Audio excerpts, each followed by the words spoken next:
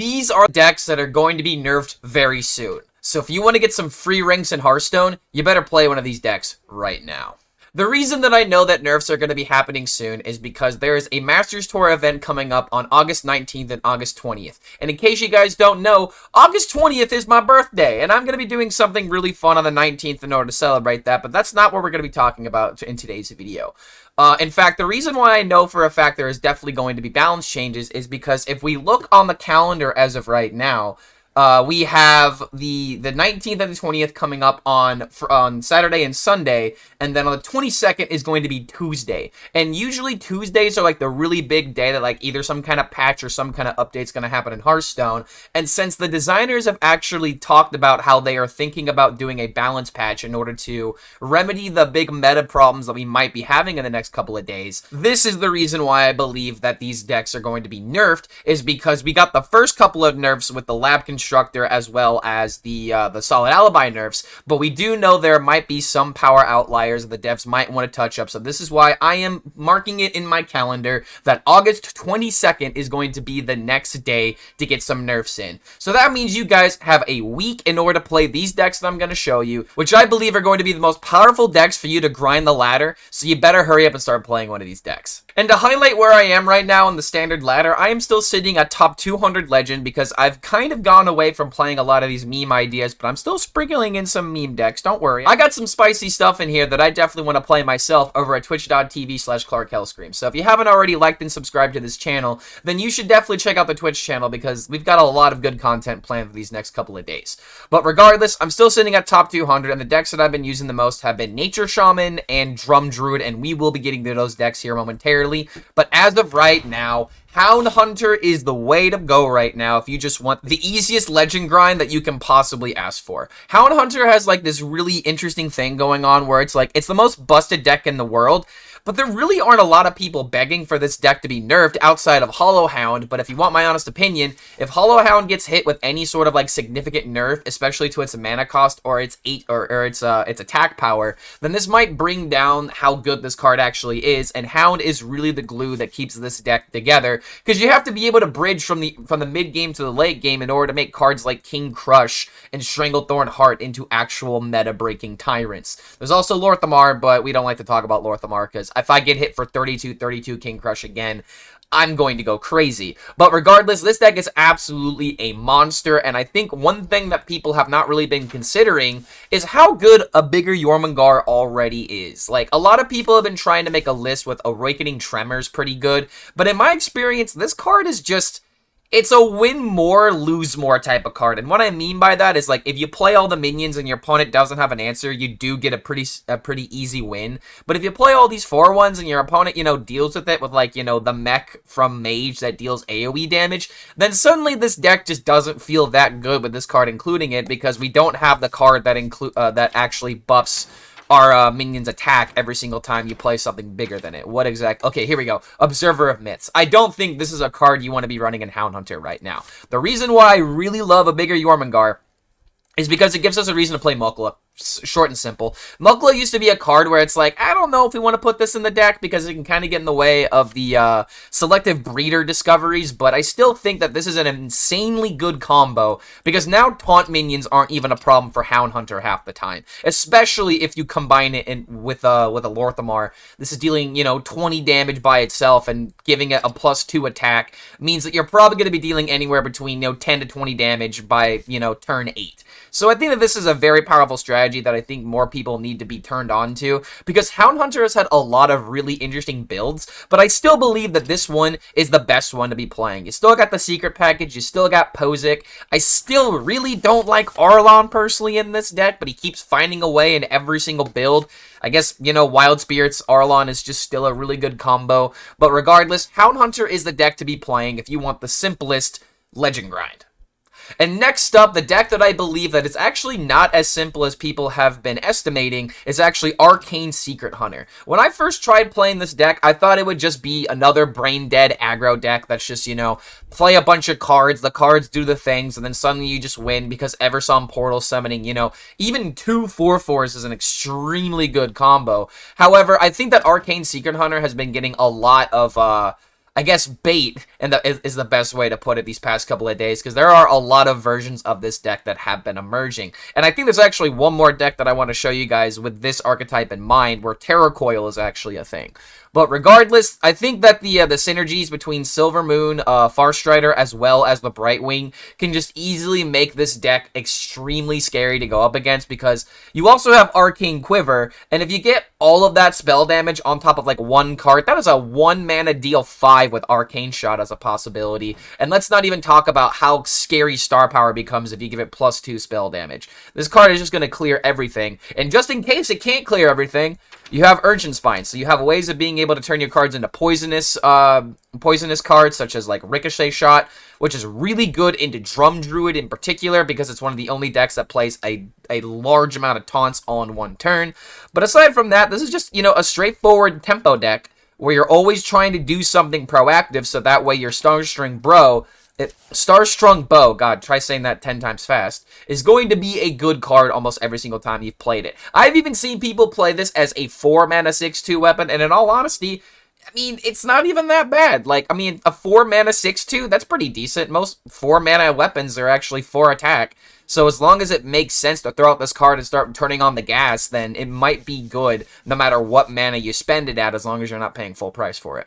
But regardless, this deck has a lot of like really good synergies because of the arcane cards working perfectly with the secret package.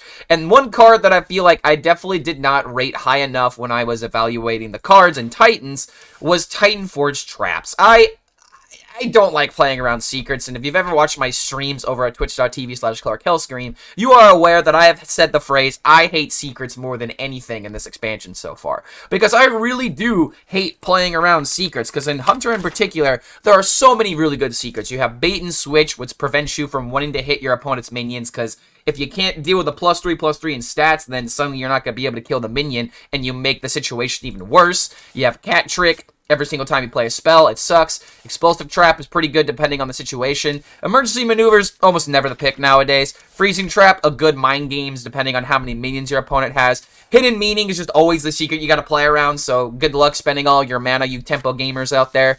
Motion Denied for the situations to where your opponent is playing a lot of spells and you just need to close the gap. And then Wandering Monster in order to have extra synergy with the Bait and Switch. So there's a lot of stuff that's going on for this deck, and I definitely think that Arcane Secret Hunter, if it's not nerfed, this is going to become the best deck in the game if everything around it becomes nerfed.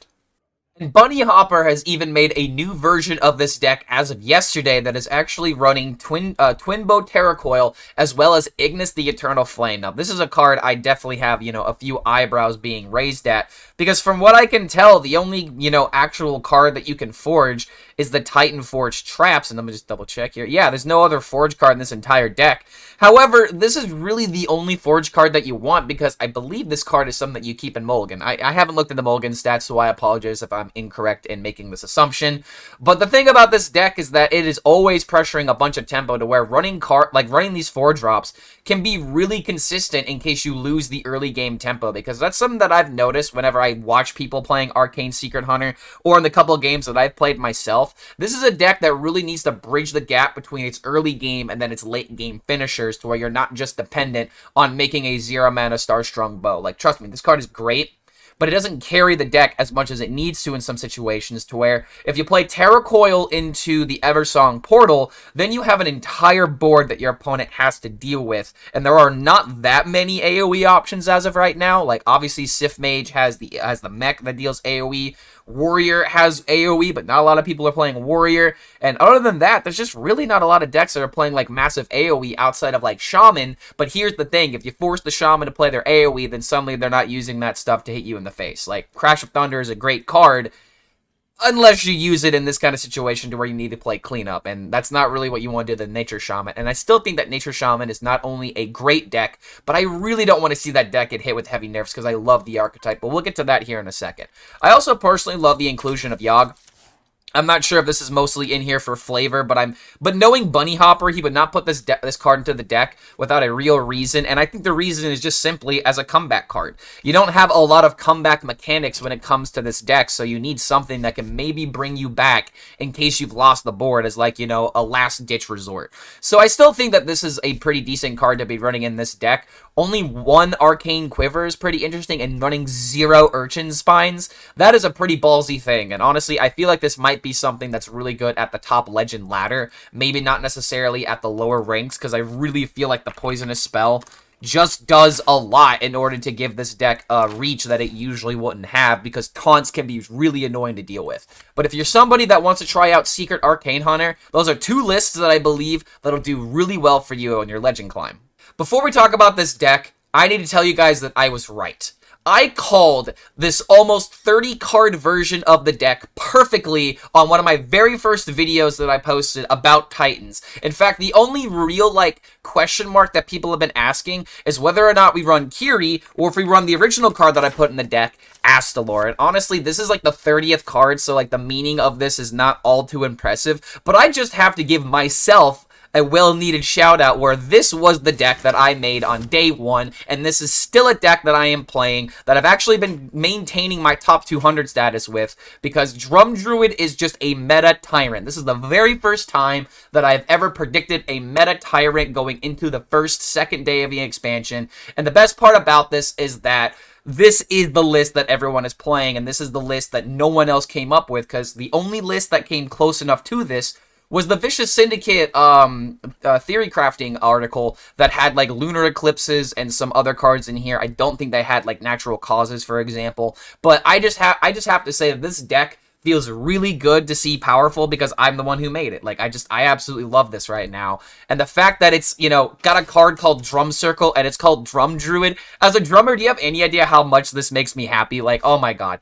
But let's talk about the actual power level of the deck, because this deck is just win the game by turn 6. And there are a lot of people that are saying that Lifebinder's Gift does not have a spot in this deck, but I'm going to say to those people that you are wrong. The reason why you are wrong about this is because not necessarily, you know, there is the synergy or the dyssynergy of Embrace of Nature hitting the Lifebinder's Gift, and trust me, there's been plenty of times where I've missed the 33% of drawing my Drum Circle, and I do hit the other Lifebinder's Gift.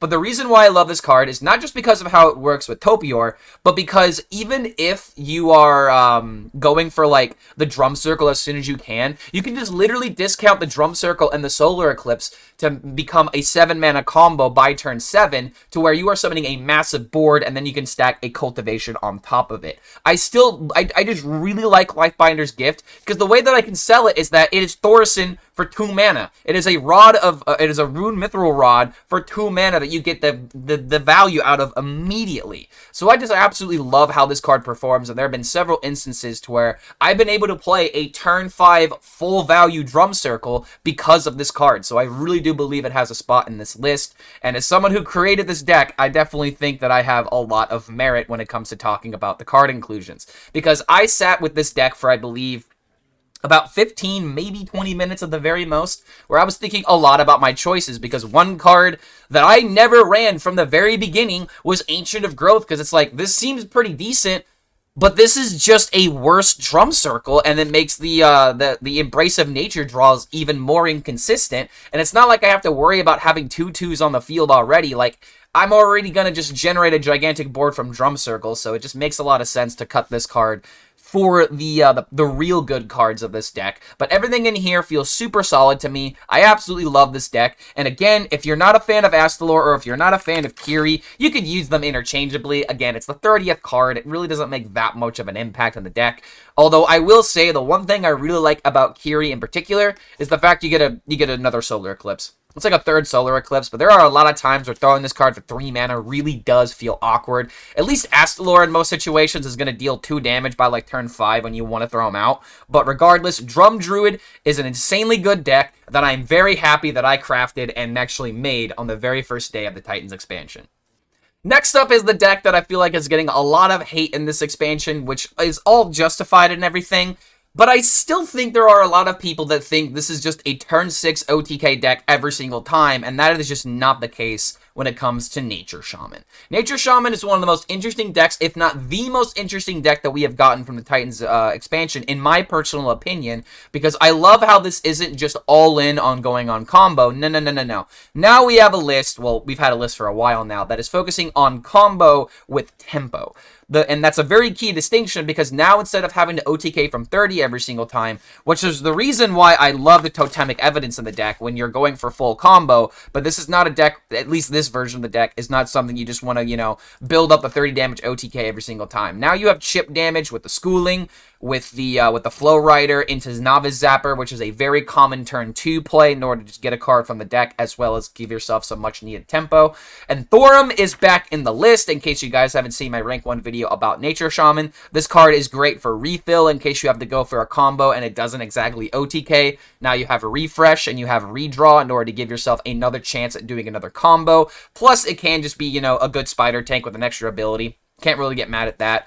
But the thing I really love about this deck is just how different the gameplay can be from each different matchup. Where there are the matchups where you have to kind of hold onto your cards and wait for the moment in order to pop off the combo. Well, in other situations, you know, you just throw out the Feral Spirit on turn 3 because you just want to get the minions on the field, as well as, you know, emptying out your hand and pressuring your opponent in one way or another. I really like Nature Shaman, and I understand the hate against it where people don't like going up against this deck, and that is just kind of the nature of a lot of OTK decks that have ridiculous amounts of damage caps, but I still love everything that this deck has to offer. And it's not like this is like the obvious best deck in the meta. It's a hard deck to play. It takes a couple of games to get used to it, and being able to identify your lines is something that is very challenging, to where even myself with 200 games is still not playing this deck perfectly. If Blizzard, if you're going to nerf this deck, please just make very, very small adjustments. Like, I really do believe if Flash of Lightning goes to 3,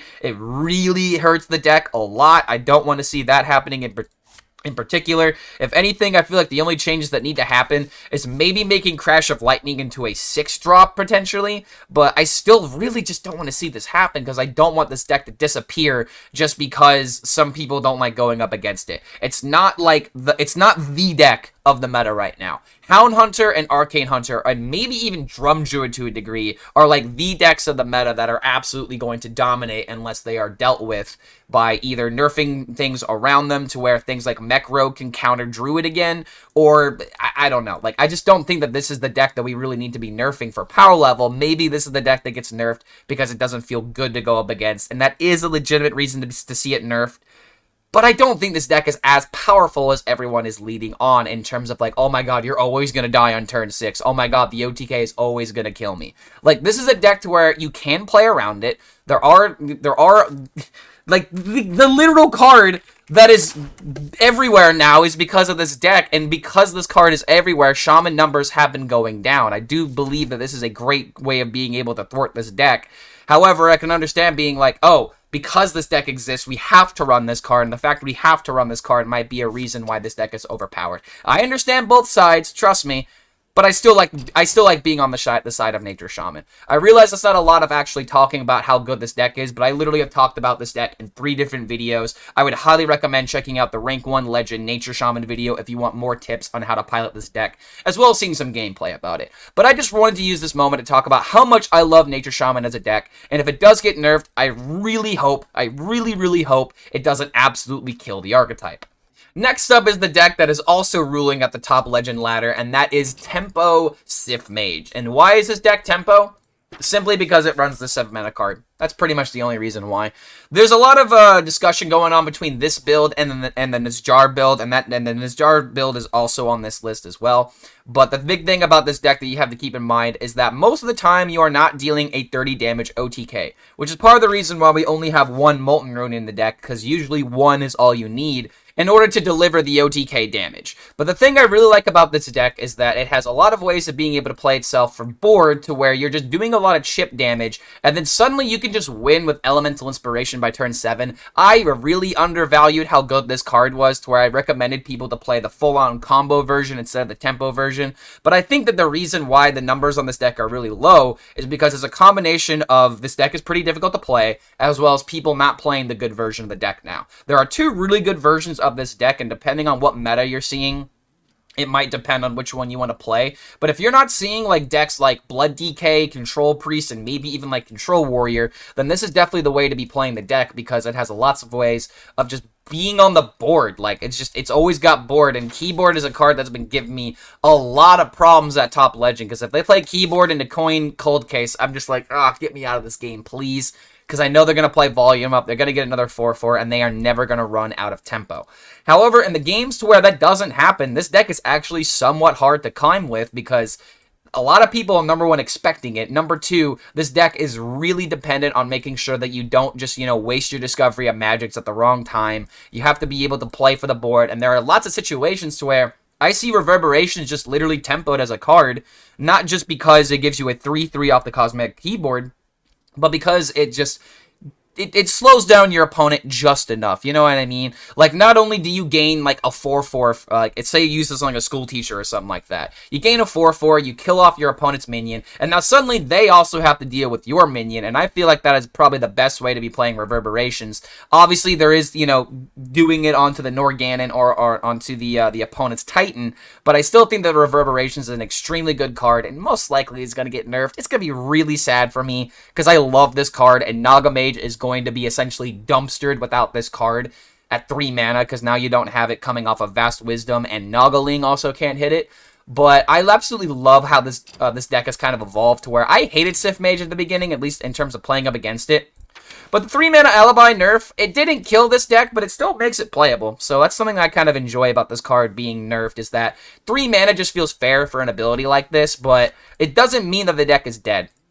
And last thing that I want to talk about is Norganon. This card makes a lot of sense to run for 2 reasons. Number one, you can just get the 20 damage sometimes. It can sometimes just happen because your opponent can't clear the minion. That's like the main thing we've been talking about since day 1 of Titans. But another reason why I like this card is because of its Loatheb ability. There we go. It's Loatheb-like ability. Obviously, Loatheb made cards increase by 5 mana, but this ability can just be good in order to keep him onto the field, create a sticky situation, and he's also a way of being able to play around cards like, or decks like Nature Shaman, or even like, say it's going into like turn 7, you want to deny like a certain 7 mana card from your opponent, then suddenly you can do that now. I just love how flexible this card can be, not to mention it's a massive threat that your opponent is going to have to remove every time. But Tempo Sif Mage feels like it's got a lot going for it right now, and I definitely love how this list is looking.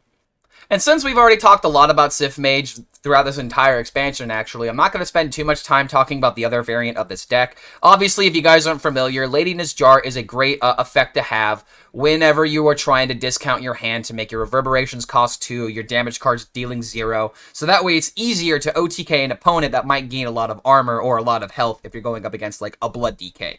But this deck is starting to become a little bit more unfavored because the general meta is not very HP focused. They're very tempo focused, so that's why I think the other version of the deck is the better deck to be playing. But if you are seeing a field of mostly control decks, then this might be the way to kind of make this matchup a little bit more favored for you. And it's also kind of like training wheels is another way I like to put it.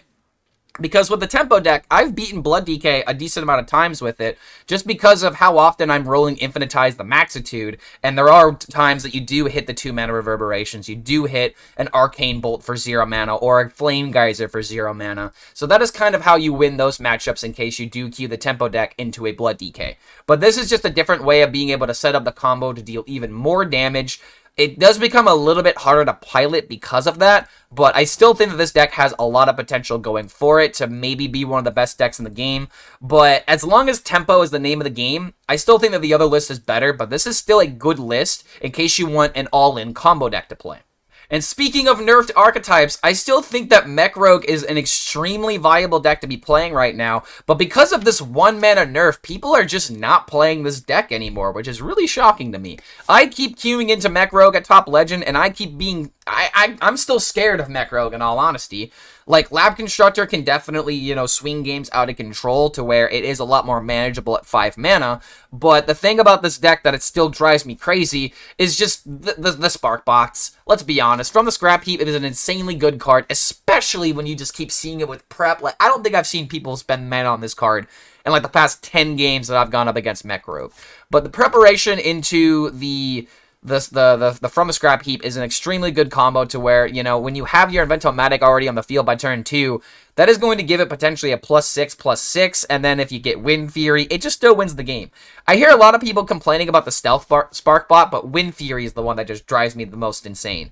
Like, there's ways of being able to deal with the Stealth Spark Bot, like if you've got a Primordial Wave, for example, but if your opponent plays Wind Fury and they already have a minion on the field, then it's just pretty much GG no matter what deck that you're playing half the time. So I still feel like this deck has a lot going for it, but if you don't like the look of this list, can I interest you in a mothership in this trying time? Scourge Illusionist was something that, like, a lot of people were trying to make work with the Containment unit, which is definitely a really fun card to make use of, but I think a lot of people have been turned on to this idea of mothership because now you are going to always have more mechs on the field versus a big minion that sometimes can low roll. You can always make use of another mech, though, and being able to get this card for 4 mana, essentially, is really freaking good. Oh wait, it costs 4 less, so you can get this for 2 mana. A 2 mana mothership? That is just the way to go, dude. Like, I think that this has a lot of, like, potential as being, like, the new way of playing Mech Rogue, and I'm probably going to be playing this deck a little bit later today because I've kind of missed playing a little bit of Mech Rogue, in all honesty. Don't like playing against it, don't get me wrong, but oh my god, playing this deck can sometimes just fill you with a lot of happiness, if you know what I mean. Regardless, it's pretty much the same exact deck, except for like cutting like 1 or 2 cards for the Mothership and Crab combo, which is just a way of giving this deck more tempo. I like the idea of tempo. Tempo gamers unite. But this list is like something I feel like is becoming a little bit more popular now that the nerfs have happened. But I think it's also because people are starting to want to play this deck again, because this was the reason why Drum Druid couldn't do very well at the beginning of the expansion, because there was no way Drum Druid could deal with how quickly Mech Rogue can get onto the field. And it is still a very bad matchup, by the way. It's not like Drum Druid now beats Mech Rogue because of a 1-mana nerf. It's just not as popular anymore, which is why Drum Druid is able to rise, because you don't have to worry about all these rogues. But if you want to beat the Drum Druids, this is the deck to do it with, and there's a lot of unoptimized lists that are still running around right now, but this is probably, in my opinion, the best way to be playing Mech Rogue currently. But if you're not a fan of mechs, Secret Rogue is still pretty good right now. Oh, I'm sorry, were you expecting only top 5 decks? No. I think I've got 22 decks in this video prepared for today. That's right, that's the only kind of content that you're going to get over here at twitch.tv/ClarkHellScream or youtube.com/ClarkHellScream. So make sure you subscribe, you like, you check out the channel, do all of that. Yes, I'm going to shamelessly promote. It's the only way that streamers get to grow nowadays. But regardless, Secret Rogue is a really good deck in order to catch your opponent off guard. It's one of the only other ways to play Rogue at the top legend ranks, unless you're J. Alex and you're somehow making Miracle Rogue work at a 60%, even though the stats say that Miracle Rogue is barely like a 48%, win rate deck. But, Clash Specialists are gonna be Clash Specialists. They know exactly how to play their decks. Regardless, I still love the look of this deck because it's one of the only Rogue decks that plays Ignis to a very effective way. Like, I still think that this card is really good in a lot of archetypes. It's just a matter of figuring out how good it is. Also, I didn't say this earlier. You don't want to play this card in Drum Druid because you usually win the game by turn 6. All that needs to be said there. But this deck has a lot going for it because secrets are extremely frustrating, at least in my perspective. I absolutely hate playing around them. You already know this. But this deck has a lot going for it because it doesn't seem like it's a deck that can go to the late game until you realize that Watcher of Sun really does give this deck an insane amount of what's the word I'm looking for? I guess just of cushioning, is the best way to put it, because now if you do get, destroyed in the early game and they deal a lot of damage to your face, you can kind of, negate the damage, and you can also Shadow Step it if you are that desperate for HP. It's not the greatest card in the deck, but it is one way to kind of give this deck a little bit more leeway, so that way you're not just going to get destroyed by every single aggressive deck that you happen to go up against. I still think this matchup is really bad for the Hunter matchup, but one card that's like really slept on in a lot of people's opinion is just the Gravedigger. This is just an extremely good way of being able to stop a combo deck like Nature Shaman, to stop a one-card, one-trick pony like Drum Druid, where you can get rid of the Drum Circle, and there might even be some situations where against Hound Hunter you can also disrupt them. This is just an extremely good card, and trust me, I hate cards like this, but you kind of need them in today's meta, because there are just one card that literally will solo matchups, and you have to be able to stop that from happening. But I still think that this deck is extremely popular, extremely good, and Secret Rogue is just a deck that I imagine that just keeps getting better as more people learn how to play it. And speaking of meta breakers, the deck that no one anticipated to be good at the beginning of this expansion was Curse Warlock. And as it turns out, Curse Warlock is one of the best ways to counter Sif Mage, because Doesn't matter if you play Alibi there, nerd. The curses are still going to get to you after your Alibi is done. So I feel like that's just one reason why this deck is extremely good. And one thing that I absolutely love that I'm mad that I didn't think about first is playing Drone Deconstructor in a Warlock deck, so that way your Defile can automatically deal 3 damage, potentially even more depending on the board, for only 4 mana. I absolutely love this combo, and I'm really hoping that Drone Deconstructor doesn't get nerfed because of how good it is in aggro decks. I love that this is just like, essentially a Firefly. Like, do you guys remember Firefly? Oh, I can't go to my wild collection, so... Firefly, 1 mana, 1/2 elemental that would give you another flame elemental as a 1/2 in hand, so it was just a really good card in almost every single deck.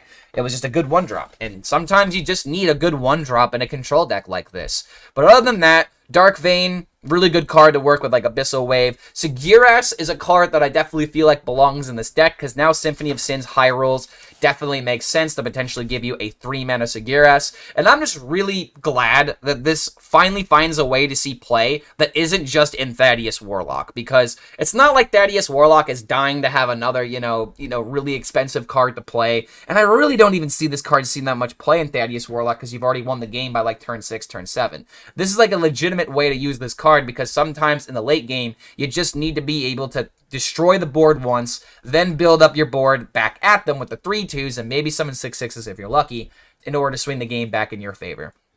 But this is definitely a deck that happens. This is definitely a deck that has a lot of situations to where you just swing the game back because it's a cool heals. You have the AoEs that are possible from the Lady Dark Vein Abyssal Wave combos. I'm pretty sure a lot of you guys already know how this deck operates. It's Cursed Warlock. We've all experienced it a lot. But I just find it extremely fascinating that this deck finds a way to be a meta-relevant deck even after like a year of this being a playable deck. Next up is Thaddius Warlock, and the only reason why I'm even including this deck on the tier list is not because I think it's one of the best decks in the game, but it's one of the best ways to counter Hound Hunter. And Hound Hunter definitely needs to have those decks that keep it at bay, because my god, it just has so much consistency. But the way that Hound Hunter usually loses is through a gigantic amount of stats, usually with Taunt attached to it. So that's the reason why this deck works really well. If Thaddius didn't have Taunt, I feel like the Hound Hunter matchup wouldn't matter all too much. But regardless, this is just a deck that summons a gigantic amount of stats as quickly as possible. And if you don't have a way of being able to answer that, then you are just going to get scammed. This is Scam Warlock. We've already talked about this deck. However, I think this is the perfect list to be running right now. You have the double imposing Anubisaf to work well with the Forge of Wills by turn 3, turn 4. We have no unnecessary 1-drops like Tour Guide. They're just not necessary when you have so much card draw and so much like swing to where a 1-drop can really get in the way of those kind of draws. Chaotic Consumption, a great way of being able to pop the Slime if you need to destroy like a gigantic minion from your opponent. Say, for example, if you're fighting the Mirror. Suddenly their Thaddius is dead, and then you get your Thaddius onto the field. And Loken, Jailer of Yogg, I know we've talked about this card a lot in this channel, but I just love how this card actually sees play. I wish it would see play in like a control Warlock, but without Thaddius, or like a 10-10, there's really no reason to be playing the Loken as of right now. I'm kind of sad that Jailer doesn't see play in any of these archetypes, because I loved Jailer Warlock personally as like a way to like end the game immediately if your opponent didn't have an answer. But the deck already does that enough to where you don't have to risk running a Jailer, and if your opponent has an AoE, then you just automatically lose the game yourself. But regardless, Thaddius Warlock is definitely a powerhouse deck to be playing, and is really good at the lower ranks. These next couple decks are going to be very powerful decks. However, they are not going to be that different. At least there's literally no Titan cards in this deck, for example. But one thing that I do want to point out, and something I am not 100% sure if it actually works this way, but I feel like it could potentially work this way, is what if we run Argus the Emerald Star in this deck, so that way we can get even more consistency from our Hellevaria buffs, for example. So let's say that you get really lucky. This is kind of a Christmas Land situation.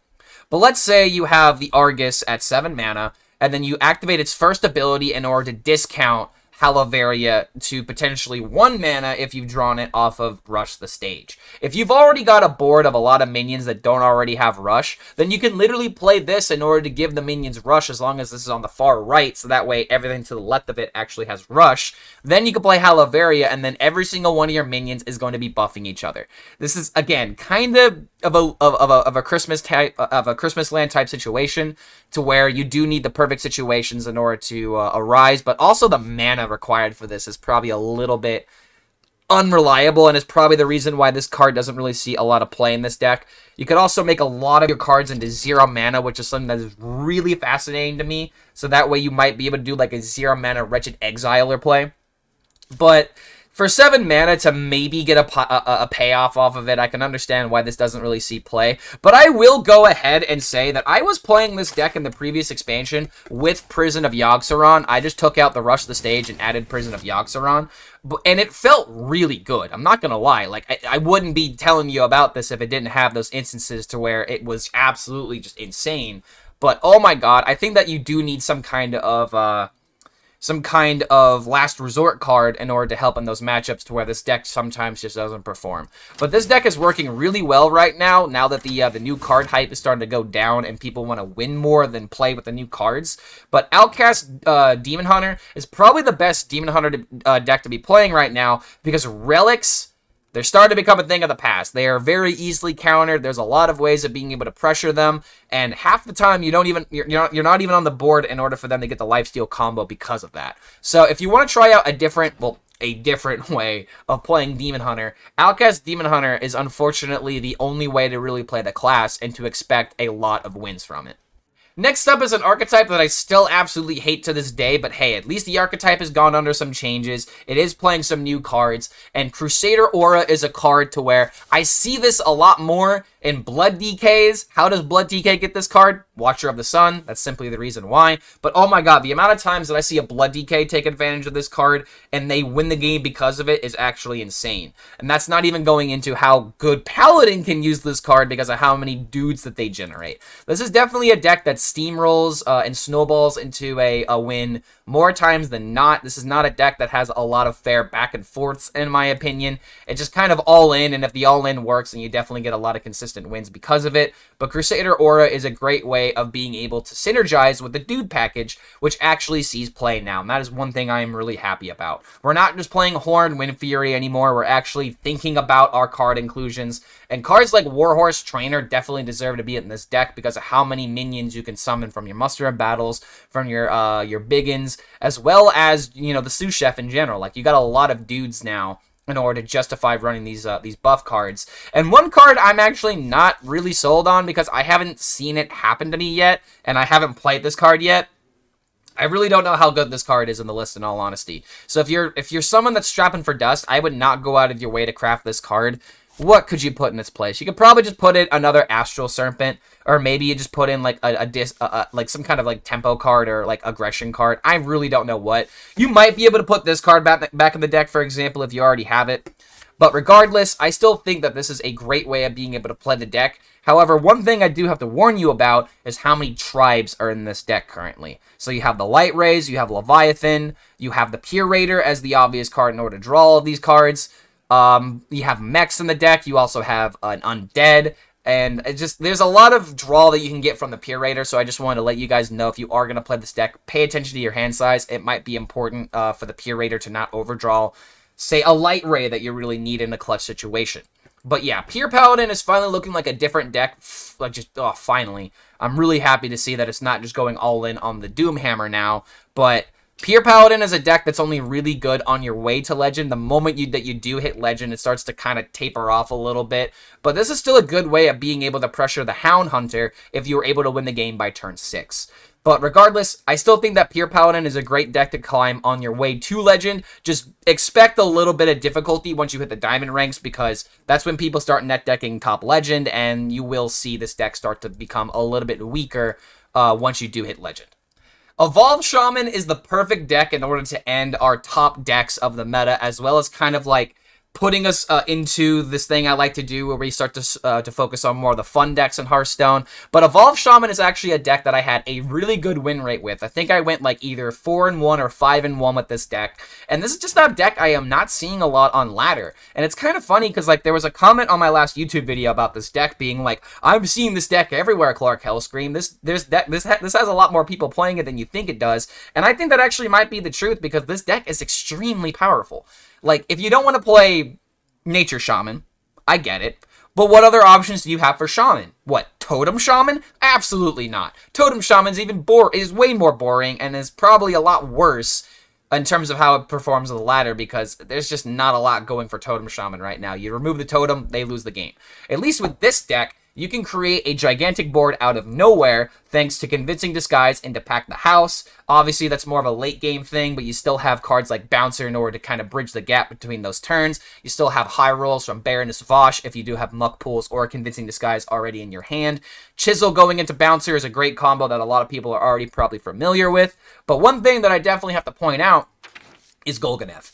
Golganeth absolutely deserves a spot in this deck, especially if you're playing Horn of the Windlord, because now Golganeth can help you draw your Turn the Tides a lot more consistently. The only overload cards in this deck are Pack the House, Turn the Tides, and Ancestral Knowledge. All cards that you want to have in your hand sooner rather than later, and more times you're going to be keeping the Ancestral Knowledge anyway, so this is just your tool of being able to set up the Pack the House Evolve combos as well as the Horn of the Windlord combos, because say if he survives, for example, you play Horn of the Windlord, you play Turn the Tides for 6 mana in order to deal 12 damage, and this is a much healthier way of being able to play the Horn of the Windlord, in my opinion, because there is the high roll card, but you are more likely going to be using this card to remove big threats versus just always hitting face with it, depending on how consistently you do have the Turn of the Tides. But I just absolutely love the look of this deck. I had a lot of fun with this with my previous video, to where if you haven't seen that, I highly recommend checking out my Evolve Shaman video, because there was one game in particular to where I'm just gonna spoil it. I outvalued a Blood DK all the way to Fatigue. I'm just going to let that moment speak for itself. You really got to check out the video if you haven't seen it already. But regardless, Evolve Shaman is an extremely good deck that I feel like a lot of people are just not playing because it doesn't have a lot of shiny tools. But hey, man, at least you got the Golganeth in the deck, right? Golganeth works really well in Evolve Shaman. Now let's get into the fun decks of the meta, because there is a lot of meta decks that are seeing play right now, which means there are even sweeter decks that you guys haven't even conceived of yet that actually are possible. And one thing that you guys may not be aware of that I am going to try super hard to get clips of today is From the Other Side Shaman. This is probably the archetype that I've received the most amount of requests to play, and I don't think it's because they're aware of this interaction. A lot of people just want to see a Rivendare From the Other Side Shaman work, and I would be, you know, the guy to go to for something like this because I love Rivendare and I love OTK decks, but I have not messed with this card at all since the beginning of this expansion. However, I am definitely going to be breaking that today because a lot of you guys probably don't understand how Fate Splitter works with From the Other Side. The fact that I'm telling you about this means that those gears must be turning in your brain now, because if you play From the Other Side and you have Fate Splitter get summoned from the card, it does not matter what Fate Splitter trades into. The From the Other Side says, then die, which means it technically killed the Fate Splitter, so the Fate Splitter will give you a copy of From the Other Side back to your hand to where you can do this combo an infinite amount of times. That means Sire Denathrius is now viable because you're constantly infusing minions into it, not to mention it just comes out as a 10 mana 10/10 with lifesteal in order to give you a gigantic amount of life back, as well as being able to play the Berserker, playing Containment Unit. Golganeth coming down with this really isn't all too impressive in all honesty, but you have lots of ways of being able to turn Containment Unit, Berserkers, and Denathriuses into a legitimate combo, and this was the original deck that got people thinking about this archetype. There is the possibility of putting Rivendare in here to where you're sustaining yourself until you draw all the Rivendare cards, but if you want my honest opinion, the best way to potentially play this deck is just literally doing what this deck is doing right here. Make a gigantic Denathrius to where Denathrius by itself is just going to win the game. And if you have a bunch of 8-drops that are being summoned from Containment Unit, as well as Berserkers, giving yourself extra bits of damage, as well as a 3/1, then it just makes sense that this archetype can just win by just keep playing From the Other Sides. And this deck also plays Plated Beetle. Plated Beetle is like a good way of being able to gain armor, so that way you can kind of keep yourself out of the range of OTK decks like Nature Shaman. But if you want my honest opinion, I don't think that's going to be a legitimate way to actually play this deck. So here is my version of the deck that I just created this morning. This deck really does have a lot going for it. However, one thing that's definitely going to keep this deck a little bit, of a meme is the fact that we really don't have that much early game tempo to where you are very dependent on getting schoolings and getting ancestral knowledges as quickly as possible. And I would not be surprised if I end up changing around this deck a little bit, because I love the idea of cold storage being in the deck as a way to interact with your opponent's board, stealing cards from them. And then, freezing is very important in the mid game, so that way you can actually sustain yourself. But one thing that I like about this deck is actually this card right here, the Harkener of Dread. The reason why I like this card is because it gives us more consistency off of our prescience, which is the main reason why I decided to cut the Plated Beetle.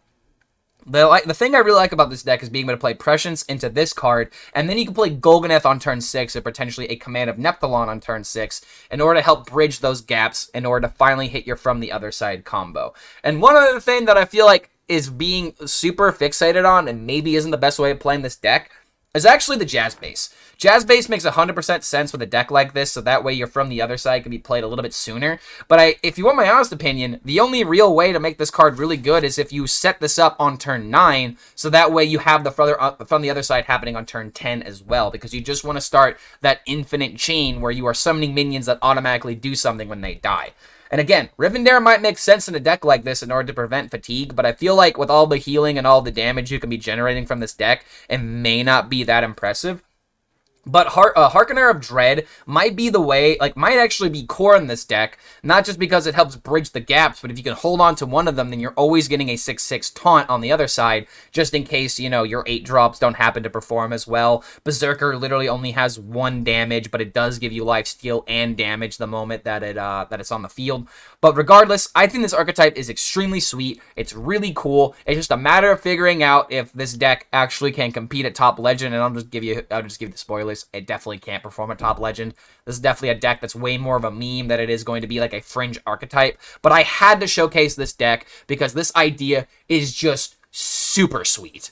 Hey, Clark HELLSCREAM, you already showed us Curse Warlock. Well, guess what? You haven't looked hard enough. This isn't just Curse Warlock. It's got Murlocs, it's got Mechs, it's got Symphony of Sin High Rolls, it's got Gigafin. What more do you want in the deck? This is actually going to be the next video that I release either later today or tomorrow, depending on how quickly I can pump it out. But this is a deck that did actually surprisingly well. I ended up losing against this deck on ladder, and then I played this deck myself and ended up getting 3 wins with it. I think I went 3-2 or 4-2 with the deck. I honestly don't remember. But this deck is a lot better than people would originally give credit to, because one thing I like about it is that it's pushing early game, it's pressuring with early game tempo, and then it's sealing the deal with the curse cards. The thing I like about this deck is that it's a bait and switch. No pun intended with the Hunter card, because we're not playing Hunter. Why would I say that? It's not a Hunter deck. But regardless, the thing I like about this deck is that it's a bait and switch, because you play a bunch of these Murlocs, and your opponent's like, oh, this is aggro Murloc Warlock. Sure. Okay, how am I going to lose to this? And then suddenly you start jamming the curses, and they're like, wait a minute, what is going on here? And then suddenly you play Symphony of Sins and pull out Sagiras, and your opponent's really asking the question, what the hell am I playing against? And that is something that I feel like is super undervalued in Hearthstone, is the confusion factor. With all of these data websites, with all of the ways that we can share deck lists right now, most seasoned players are going to be able to figure out the archetype or figure out the build of an archetype within the first couple turns, depending on what cards you play. This is a deck that is going to catch your opponent off guard almost every single time. And if you want my honest opinion, I feel like the only card that doesn't really belong in this deck is actually the Gorlock Ravager. Because I feel like by the mid-game, you're not really focusing on the Murlocs all too much. Maybe this is just a way of being able to cycle through the deck a little bit more. And I honestly, I don't know what you would sub out for this card. This just feels like the 30th card, weakest card in my opinion.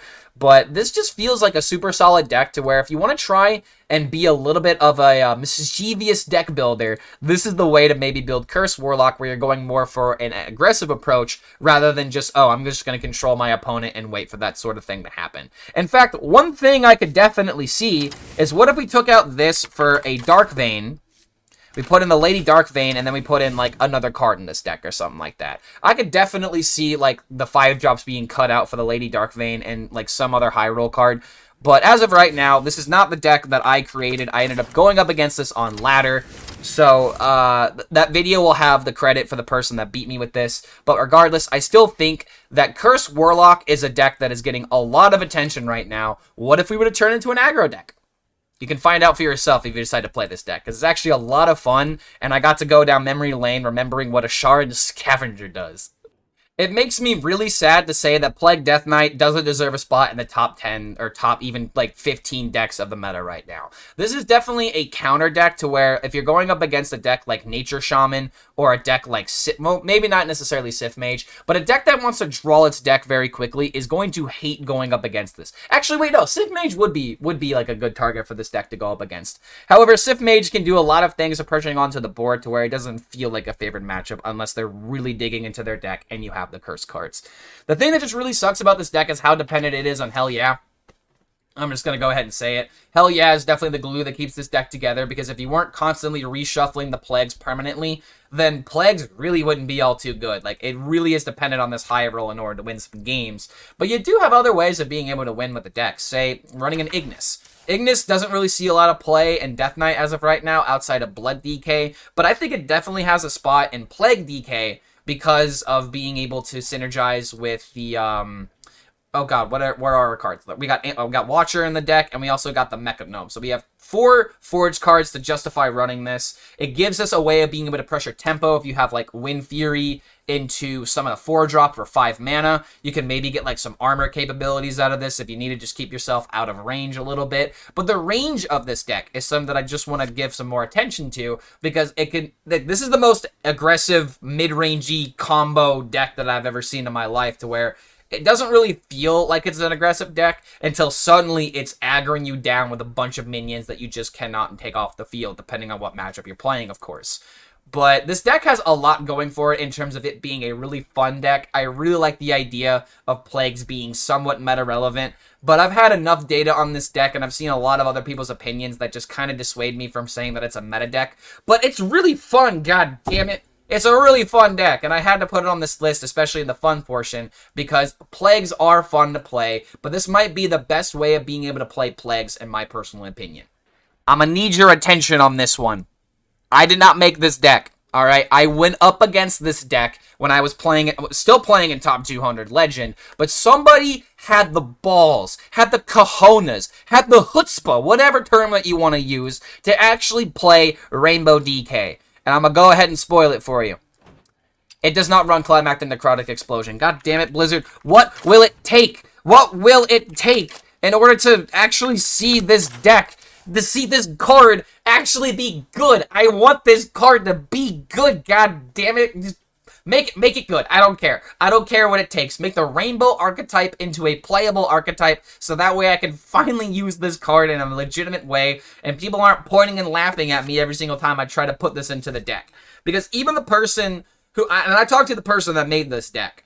They literally said that Climactic Necrotic Explosion doesn't deserve a spot in this deck, and it just makes me super sad that even the person trying to play Rainbow DK is not running this in the deck. But at least we do have the curse package in this list in order to kind of give us a little bit of, you know, some sort of archetype that's decent in order to give us power level. But I just love the look of this deck. I have not played it myself because I am too scared. I will just go ahead and say it. Being a top 200 legend, I am scared of playing some certain archetypes that may just get run over. But this is a deck that you can play against your friends, that you can play at the lower ranks in order to catch people by surprise. And who knows, maybe you do put this in the deck in one way or another. But the biggest problem is just the fact that we don't have a lot of ways of spending a lot of corpses outside of the triple blood rune, or the triple rune decks, like the Marrowgars, for example, the Grave Strengths. All the best cards that spend corpses, unfortunately, are all resorted to more than one rune, and unfortunately, we just can't make use of them.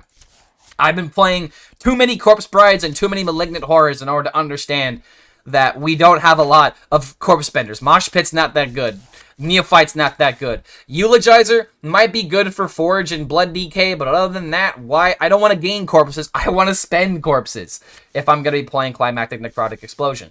But yeah, this deck has a lot going for it in terms of suddenly it's gaining life and then dealing damage and then gaining life and then dealing damage and then somehow playing Sindragosa to remove the board, playing Patchwork in order to get rid of enemy minions like the Sif, for example. This is definitely a deck that is going to have a lot of confusion elements around it to where suddenly your opponent's going to be like, they're not playing Rainbow DK, are they? And then suddenly, after you play Down with the Ships, you play Patchwork, and they're like, oh my god, they're playing Rainbow DK. They hit my best card. Ah!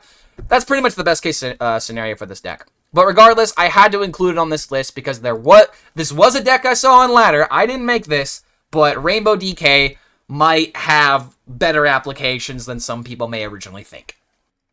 I want to make one thing absolutely clear before I talk about this deck. The only way that you are going to get me to play Control Priest as of right now is only if it has some sort of spectacular meme to go with it. And this is technically a Control Priest, but we're suddenly turning into a not control deck when we start playing the Storm Giants into Melted Maker combo. If you saw my last top 5 video, I did highlight a Forge Priest that was all in on trying to make as many of the Storm Giants as possible, running cards like Animate Dead in order to bring back the minions case in point. But now there is a new take on the deck that I have played a little bit, and it feels pretty decent, but the biggest issue is that Control Priest itself is not that good right now. The thing I love the most about this deck is that we're playing control until suddenly we are playing gigantic minions and we can bring them back with the Raden. And that is one reason why I really wanted to try out this deck, is because I have the signature Raden that I really have not been able to mess around with, unfortunately. I love the card art on this, but there's just nothing else going for this archetype as of right now. And this seems to be the best way of being able to do that. Because now you can play Raden. If it dies, you get all of the Storm Giants that you didn't that didn't start in your deck, because you make a lot of Melted Maker value combos with it. And then you could potentially even run the Power Chord Synchronize on the Raden itself in order to have like multiple waves of summoning large 8/8s. But the biggest issue with this deck is literally something that this deck already runs. Shardanaru. Shardanaru is going to be the reason why a lot of these fun archetypes aren't allowed to thrive, is because if you ever go up against the Priest, one of the slow decks that you want to queue into with a deck like this, they have a way of being able to neutralize it as soon as possible. So maybe you have to Raden into the light it burns, but then suddenly you're making yourself more susceptible to Shadowward Ruin. Priest has an answer for everything, let's just be honest. But I still love the look of this list because it still runs a Speaker Stomper in order to beat up on those meta-relevant decks in order to set up these kind of combos. You do still have Sister Sylvana, or, I'm sorry, Sister Sylvana, whatever. How are you pronounce this card? I don't fucking care. I've been recording for an hour and my mouth's getting dry. You have that with Love Everlasting. You have a lot of ways of being able to pressure onto the board, discover the right cards that you want in the right situation. But this is just pretty much Control Priest with a meme attached to it, which makes it a worse meme deck and a worse control deck. But I love the look of this list. I think it's extremely fun. And if you want a way of being able to play Priest that hopefully will get your opponent thinking, why is my opponent not playing Renathal Priest? Then this might be the way to do it. I'm not going to spend too much time talking about this deck in particular because I already have a video that highlights this deck in particular. But oh my god, Aggro Demon Hunter, could you even believe such a thing? Can you believe a Snow Flipper Penguin? Can I interest you in a snowboarding penguin in this trying time? And if your answer is no, then you just absolutely don't have a heart. I'm sorry. You're just heartless if you don't love how he's just like snowboarding down and having a good old time. This is my spirit animal right here in Hearthstone. I love me some Snow Flipper Penguins. But to talk about this deck a little bit, the reason why the Penguin is in the deck is in order to make use of the 4-mana 7/7 legendary of the Magnifying Glaive that draws you a whole bunch of cards. And it also can work really well if you think about Weight of the World being a divine favor on crack. So one thing that I was able to do that was I really highly recommend that you check out the video that I have on this deck already. But one thing I was able to do is that I top decked this card by like turn 6, turn 7, I think, when I had no cards left in hand. Immediately forged it, immediately played it, filled up my hand entirely, and even overdrew a card because my opponent was sitting at 9 cards, if I remember correctly. And I ended up milling, like, I think a card I won in the situation. But momentum works so well with this kind of archetype to where it's not even the fact that it works well when you draw a whole bunch of cards with it, but when you play cards like Dispose of Evidence, it's a great card just to put back into the deck so you don't have to worry about it in order to make room for your Sightless Magistrates and all these other cards that draw a ridiculous amount of cards on one turn. This is a deck that someone is playing a top 200 legend, somehow is performing well with it, to the point where I see this guy a lot of times whenever I'm playing on the ladder. I've at least encountered him 2 or 3 times, and I think I've beaten him... Wait, no, I've gone up against him twice. First time I went up against him, I lost, but second time I got him because I knew exactly what he was playing.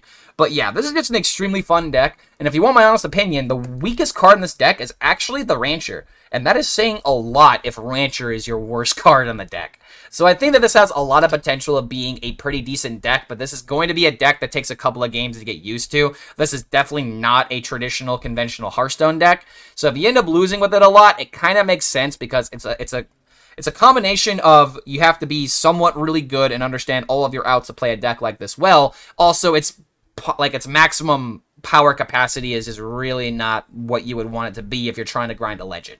But if you want something fun to play, oh my god, playing Snowflipper Penguins, playing through Felon Flames, and a deck that isn't just running Lady Setheno as well as Halaveria combos, this deck just feels really fun to play if you want something off meta.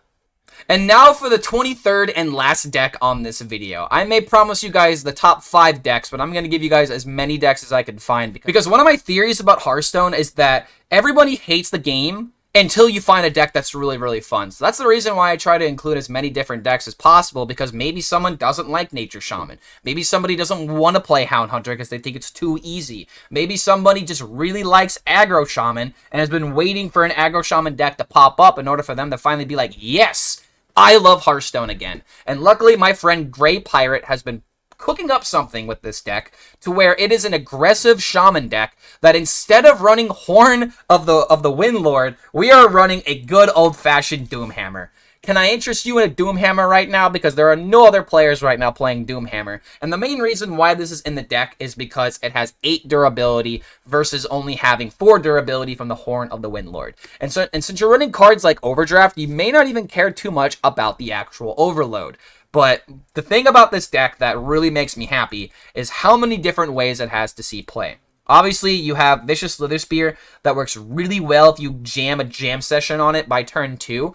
But what if there's a situation where it's later in the game and you need your jam session to deal more damage? Can I interest you in Radiance of Ashara having +2 fire spell damage to where your jam session is going to deal an AoE of 3 damage? There's a lot of little synergies like this in the deck to where it actually runs 1 Scalding Geyser as a way of being able to maybe find that last card that you've been looking for at the bottom of your deck, or you could just use it as a way of closing off the game with Radiance of Ashara. I just love how many different little synergies in this deck to where even Lightning Reflexes finds its way in this deck in order to have a possibility of finding Primordial Wave. Maybe you need to find 2 Lightning Bolts in order to end the game sort of thing. This just feels like an all-around solid card. And another reason why I really don't want Lightning Reflexes to get hit with nerfs, because then it's just never going to see play in any other archetype outside of Nature Shaman. But this deck has a lot of insanely good synergies, in my opinion. My friend is currently climbing in top 1000 legend with this archetype, and this has kind of been his pet project since Nature Shaman was discovered. And now that Nature Shaman is one of the best decks in the game, he's like, alright, there's gotta be another good Shaman deck. And I feel like this is a pretty decent Shaman deck, all things considered. Look at how many 1-drops are in here, dude. You're always gonna have a turn 1, and you're always gonna be fighting for tempo. But I think that Aggro Doomhammer Shaman has a lot of potential going for it, to where it just needs more people to give it an honest chance, you know? And one thing that I do have to point out, the reason why there is 1 Scalding Geyser in the deck is because this used to be an instrument tech. I don't think this is something that you want to run, but I just want to put that out there in case anybody really wants to be running really wants to run the instrument tech in their deck. But according to Grey Pirate, this was a card that you just really did not want to be running in your deck, because if you do draw the Doomhammers and you draw that later on, it is it's just a dead draw in a lot of situations. But if you want to run Aggro Doomhammer Shaman and you really miss hitting people in the face with Doomhammer, this is probably the best way to play the list. But I hope you guys enjoyed these best decks to be playing before the nerfs actually happen. And again, I am predicting that August 22nd is going to be the day that we receive balance changes, because it's right after the Masters Tour, and after the Masters Tour is a perfect time for them to refresh the meta, so that way we did have our gigantic esports moment, and now we can get things balanced, I guess. But if you want my honest opinion, I think that things are really balanced right now. Like, yes, Hunter's really good right now. Nature Shaman is a deck that makes a lot of people get really mad. And Sif Mage, well, still has Alibi as a playable card. But I really like how many archetypes are seeing play right now. Go onto any data website, and they're going to show you a ton of different classes that are seeing play right now, to the point where if you take a look on HS Replay top meta, Naga Mage is coming back, Outcast Demon Hunter is coming back. I think Pure Paladin's also doing pretty good as like a solid tier 2 deck. So things are still getting shooken up. Things are still developing. And that is something that I absolutely love, is that even though we may need some balance changes in order to bring down some of these meta tyrants like Hunter, for example,